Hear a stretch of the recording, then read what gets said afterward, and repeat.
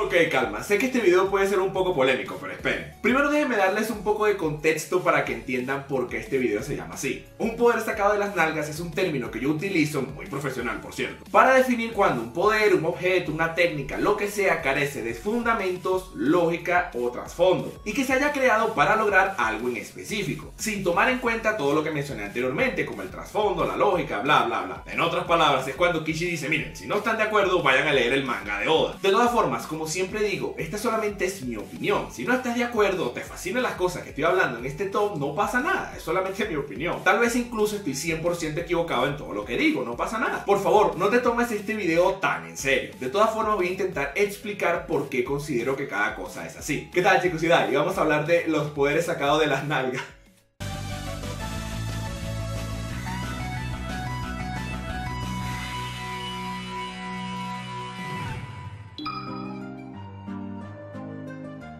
¿Se acuerdan que en la maravillosa y exquisita Cuarta Guerra Ninja aparecieron dos tipos llamados Ginkaku y Kinkaku, que aparentemente son primos, tíos, hermanos, lo que sea de Rikudo Sennin, y vivieron en el estómago de Kurama y al salir tenían los poderes del Kyuubi y bla bla bla, todas esas patrañas? Bueno, aunque esa historia está rara, no me refiero a eso. Me refiero a que estos tipos tenían unas armas extrañas conocidas como los tesoros de Rikudo Sennin. Cada una de ellas tiene una habilidad más rara que la otra. Una es un abanico que permite usar los distintos elementos. Otra es una cosa como la de Gaara que si dices unas palabras prohibidas te consume. Otro es un jarrón ahí extraño que sella todo dentro de él, bla bla. Ok, exactamente ¿de dónde salieron estas cosas? ¿Qué? ¿Rikudo contrató una vieja que le diseñara todo esto? ¿Y luego le aplicó su magia barbística o cómo fue? Su aparición fue completamente repentina y más nunca lo vimos. Solamente aparecieron porque Kishi necesitaba una excusa para sacar algo del Kyuubi y colocarlo en el Gedomazo, pero sin lastimar a su protagonista. De todas formas, en esencia no es algo tan ilógico. Es decir, son los juguetes del viejo barbón. Este tipo transformó al príncipe y el mendigo en dioses. Si hace eso, crear un abanico escupe fuego es lo de menos, obviamente. Pero si les soy 100% honesto, mi problema con estos objetos es el siguiente. ¿Recuerdan aquella emboscada que contó Danzo donde Tobirama dijo que se sacrificaría por todos? Bueno, la gente que los perseguía era el escuadrón de Kankukis y Kinkukis, con sus armitas del destino. No hay una confirmación oficial, pero es lógico pensar que estos manes las usaron contra él. Después de todo, las usaron para pelear contra el Kyuubi. Entonces, que mi hermano hijo de otro fulano haya sido derrotado en presencia de las armitas del destino me enferma un poquito. Pero bueno, no son tan sacadas de las nalgas. Solo un poquitito de una nalguita si quiere. Y algo similar pasa con el siguiente puesto. Cuando Masashi se deja vencer por el emo vengador, este utiliza una técnica un poco extraña. Este se para en lo más alto del sitio y utiliza una cosa llamada Keren. Según la explicación de Sasuke, esta cosa la pudo formar debido a que calentó la atmósfera gracias a la Materazu de Itachi y al Katon que lanzó al cielo, que gracias a la temperatura se pudieron formar unas cuantas cumulonimbus. Entonces toma esa tormenta eléctrica y simplemente la dirige al cráneo de su adversario en una milésima de segundo. Sencillo, sencillo. No, ok. En esencia la técnica tiene sentido, es decir, Sasuke solo redirige los rayos al oponente, pero véanlo de esta forma. ¿De dónde el emo sacó la idea para hacer esto? No solo eso, ¿se dan cuenta de todo lo que tiene que pasar para poder realizar esta cosa? Un proceso completamente irreal en un combate. De hecho, es tan loco que o más nunca lo utiliza o simplemente ignora el proceso por completo. Por ejemplo, cuando se lo consiguen por primera vez en la guarida de Orochimaru, el tipo se hartó del discurso de Jesus, de los hechos en China y de las de su esposa, y dice algo como me harté de ustedes, y justo procede a hacer el Kirin, pero de repente el vendepapas aparece y lo detiene. ¿What? ¿Cómo este señor planea usar esta técnica aquí? Miren ese día tan soleado, casi que no hay ni una nube. ¿Qué? Les iba a decir algo como uy, no, esperen un momento, voy a tirar un fuego al cielo, no se asusten, es para celebrar que los vuelva a ver. ¿Qué pasó con el proceso para hacer esta técnica? El Kirin es un jutsu exageradamente situacional, que requiere un montón de condiciones completamente absurdas. De paso, ninguna de las veces que él utilizó le sirvió de algo. A Naruto le hizo cosquillitas y a Itachi le quitó el abrigo. Es un jutsu sacado de las nalgas, pero no tanto, ya que solamente fue creado para hacer ver a Sasuke más poderoso de lo que era. Ok, ya entramos a un territorio bastante rojo y oscuro, si saben a qué me refiero. El emo vengador pelea con Danzo y este revela un brazo lleno de Sharingan. No odian cuando enfrentan a su enemigo y este tiene todos los ojos de tus familiares muertos en su brazo. Siempre pasa. Lo ataca, pero este reaparece en otro lado. Resulta que está usando una habilidad llamada Izanagi. El señor misterioso dice que básicamente es una técnica que altera la realidad del usuario a consta de sacrificar un Sharingan. Ok, un poco exagerado, pero ok. Más adelante, el mismo enmascarado enigmático, al vencer a Conan, dice que el Izanagi es una habilidad que solo aquellos que tienen el poder de los Senju y Uchiha pueden hacer. Ok, él tiene la mitad del cuerpo hecho de Hashirama. Y bueno, Danzo tiene la cara del man tatuada en el hombro, así que está bien, ok. Luego, en la guerra, Itachi nos cuenta que los Uchiha solían utilizar tanto el Izanagi que esto se volvió un conflicto interno del clan. Ok, supongo que... ¿Esperen qué? ¿Cómo los Uchihas utilizaban el Izanagi? ¿Que acaso no se requiere el poder Senju para esto? ¿Que todos tenían la cara de un primo de Hashirama tatuado o cómo es la cosa? Y eso no es todo. Más adelante nos enteramos que Madara logró sobrevivir luego de su pelea con Hashirama porque utilizó el Izanagi. ¿Cómo Madara hizo esto? Por favor, no me digan que el pedazo que le arrancó a Hashirama luego se lo tragó o lo que sea fue suficiente para obtener los poderes Senju y cumplir con los requisitos del Izanagi. O sea que todos los Uchiha que lo usaban a cada rato fueron a morder a Hashirama para usar este jutsu, ¿cómo? Que por cierto, pierden un ojo cada vez que lo utilizan y solamente tienen dos. El Izanagi cuando salió realmente no estaba tan mal. Sí, claramente era una cosa descabellada, pero ¿qué esperan de algo salido de este clan? Pero a medida que avanzaba la serie, su funcionalidad tuvo menos y menos sentido. El Izanagi es un jutsu sacado de las nalgas Uchihas para que cuando estos pierdan un combate, el autor pueda decir no, Izanagi. El emo vengador se encuentra peleando con... Man, ¿por qué este tipo y este clan están presentes en casi todos los puestos de este video? Sasuke le lanza su completamente racional jutsu que ya hablé a Itachi, pero este revela el Susanoo, una técnica que aunque es un poco exagerada realmente tiene algo de sentido, no hay problema. Pero resulta que el Susanoo de este man tiene dos objetos muy peculiares: el espejo de Yata, que aparentemente es capaz de reflejar todos los ataques, y la espada de Totsuka, que al contacto sella a la persona en una vasija espiritual para siempre. En esencia, el Susanoo de Itachi es básicamente invencible. Ahora, la pregunta del millón es la siguiente: ¿de dónde Itachi sacó estas cosas? ¿Cómo las consiguió? O más bien, ¿de dónde salieron? Pero de repente Itachi las tiene y es invencible. Ay, por favor, ¿qué acaso no escuchaste la leyenda de las armas espirituales sacadas de las nalgas? Por favor. Esa es otra cosa. Se supone que estas son armas intangibles. ¿Cómo hizo Itachi no solo para conseguirlas, sino para equiparlas al Susanoo? Que el Susanoo funciona como un RPG que le equipas las cosas mágicamente porque sí. Miren, es que hasta Orochimaru, que el hombre podrá haber tomado una mala decisión al irse al negocio de las papas, pero en ese punto del manga el man lo sabía todo. Se sorprende cuando ve a Itachi con estas cosas y le dice básicamente: Itachi, por favor basta, suelte ese lapicero y deja de dibujarte. Estas armas tienen absolutamente cero trasfondo y muy poca lógica. Aparecieron de repente para cumplir la misión de hacer ver a Itachi como un dios. En otras palabras, se la sacaron de las nalgas. Las células de Hashirama. Miren, jamás en mi vida había visto un recurso tan rebuscado en un shonen. Sí, ok, las células de este man son especiales, pero ¿por qué son especiales? ¿Qué tiene Hashirama que los demás no? ¿Es porque es el único usuario natural del Mokuton? No puede ser porque es un Senju puro, sino las células de Tobirama existieran, o las células de cualquiera de estos locos que sale en la foto. Kishi jamás explicó claramente el por qué estas células hacían tanto, solamente lo hacían y ya está. Pero el problema realmente no es por qué Hashirama es especial. El problema es que Kishi usa esto para todo. ¿Cómo es que un puberto sin experiencia pudo pelear de tú a tú con el cuarto Hokage? La célula de Hashirama. ¿Por qué Obito no se queda ciego de tanto usar el Mangeki? La célula de Hashirama. ¿Cómo es que la gente aquí se cambia los brazos y ojos como si fuese ropa interior? La célula de Hashirama. ¿Por qué a Hinata se le desaparecieron los pechos en Boruto? La célula de Hashirama. Naruto le traspasó un poquito de esas células porque las tiene instaladas en su brazo. Ay, por favor, ¿qué preguntas haces? Miren, lo que sea, lo que se les ocurra, lo que sea que cueste tener explicación en este manga, la respuesta siempre es la célula de Hashirama. En resumen, esta cosa se la sacó Kishi de las nalgas para ahorrarse problemas y darle una solución a cualquier cosa que se le ocurría al final del manga.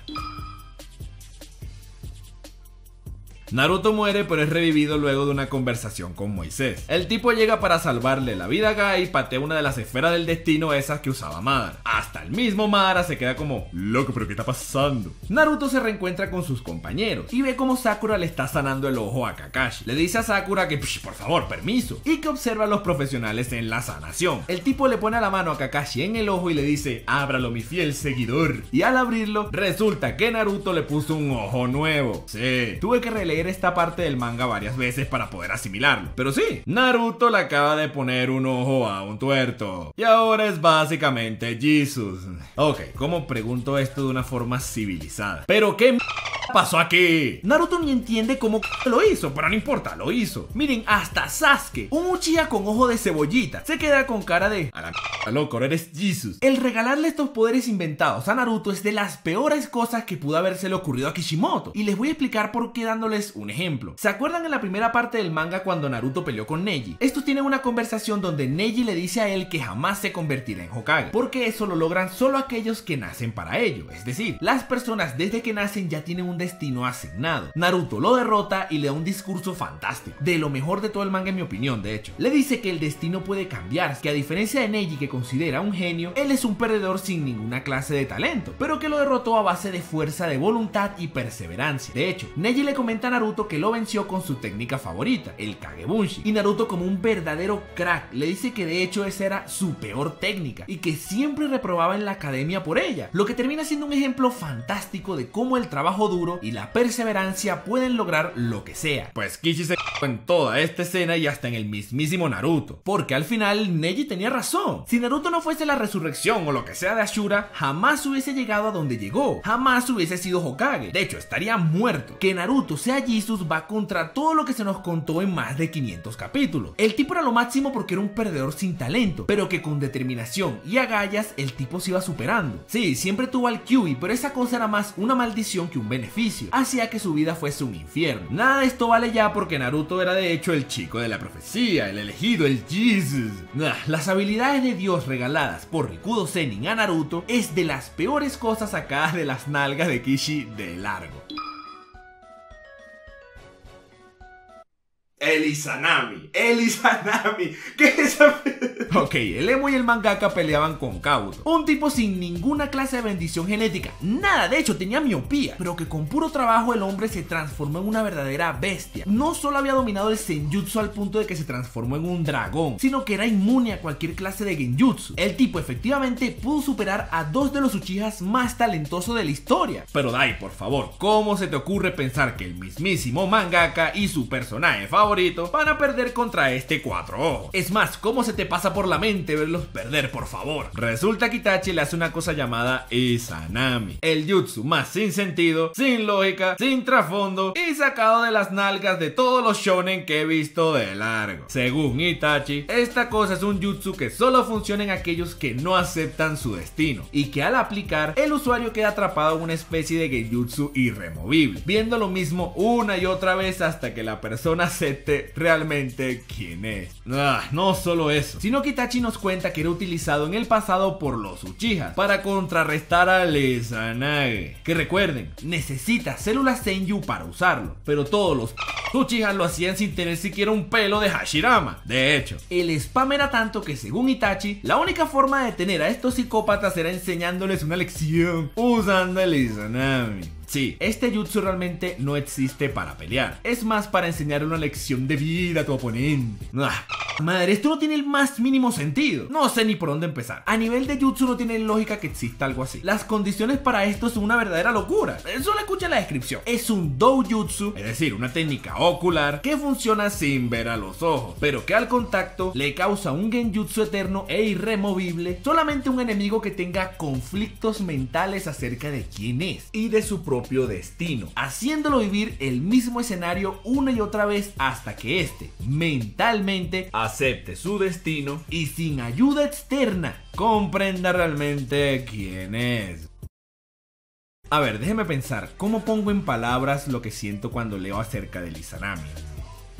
¿Pero qué es esta porquería? Pero lo peor viene a nivel narrativo, que los Uchihas utilizaban esto entre ellos no tiene el más mínimo sentido. Primero, no tiene sentido como los Uchihas utilizaban el Izanagi, de la técnica contrarrestar. Segundo, se dice que los tipos usaban tanto el Izanagi que la única solución era aplicarles el Izanami. ¿Cómo exactamente hacían esto? Al usar el Izanagi pierdes un ojo, es decir, cada persona podía hacerlo solo dos veces. ¿Qué? ¿Se robaban ojos entre ellos como locos para usarlos a cada rato? Y enseñarles a todos los usuarios usuarios del Izanagi una lección. Y en este caso hipotético que a los que les robaban los ojos no mostraban oposición. O sea, porque no todos los Uchihas tenían Sharingan, solo los habilidosos lograban despertarlo. Es decir, al menos estos tenían que saber pelear. Si vas a robarle un ojo a tu hermano o a otro para usar el Izanagi, Izanami, lo que sea, él no se puede defender usando la misma técnica. Si pasaba así, ¿qué ojo iba a robar si ya usó el Izanagi para defenderse? Además, si todo esto fue así o si tenían otro método para sacarse ojos de las nalgas, quiere decir que hacían lo mismo para el Izanami, ya que al usarlo también pierdes un ojo. No dan las cuentas por ningún lado. No tiene sentido en lo más mínimo que esta sea la medida. Si de verdad se utilizaba tanto, eso quiere decir que rápidamente todos iban a quedar ciegos como unos...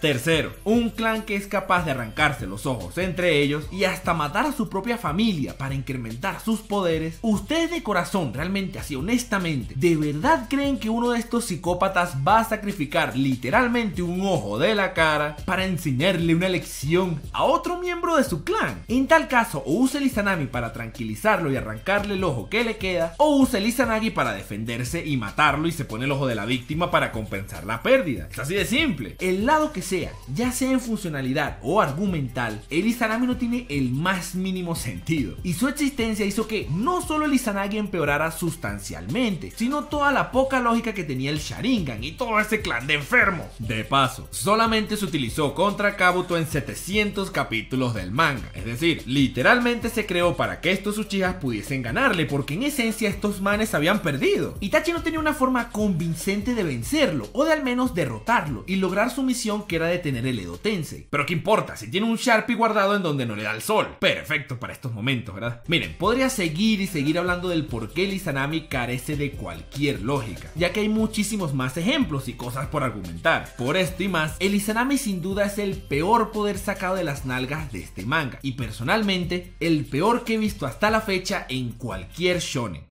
Si se fijan, la mayoría de las cosas de esta lista ocurrieron en la parte final del manga, y no es casualidad. En mi opinión, Kishi no necesitaba nada de esto, realmente no le hacía falta. Tenía en sus manos una historia que en mi opinión pudo haber sido una obra maestra, pero lamentándolo mucho, su obsesión por los Uchihas y por querer transformar a sus dos protagonistas en dioses o en personajes de Dragon Ball Z, cuando claramente de eso no trataba Naruto, hicieron que tomase algunas decisiones que se ven reflejadas en el claro declive narrativo que tuvo el final del manga. Sin embargo, a pesar de todo, Naruto siempre será mi manga favorito, y siempre tendré en la memoria todos los buenos momentos que me hizo vivir, pero también recordaré siempre la gran obra maestra que pudo haber sido. Hey chicos, soy Dai. Si les gustó este video, porfa suscríbanse, y si quieren regálame un like, eso me ayuda muchísimo. Y ahora tengo un Twitter, si quieren síganme en @DaiTeDice, o en Facebook /MeDicenDai. Los links siempre los dejo al final de la descripción. Muchísimas gracias por su apoyo, de verdad, muchísimas gracias. Nos vemos hasta la próxima.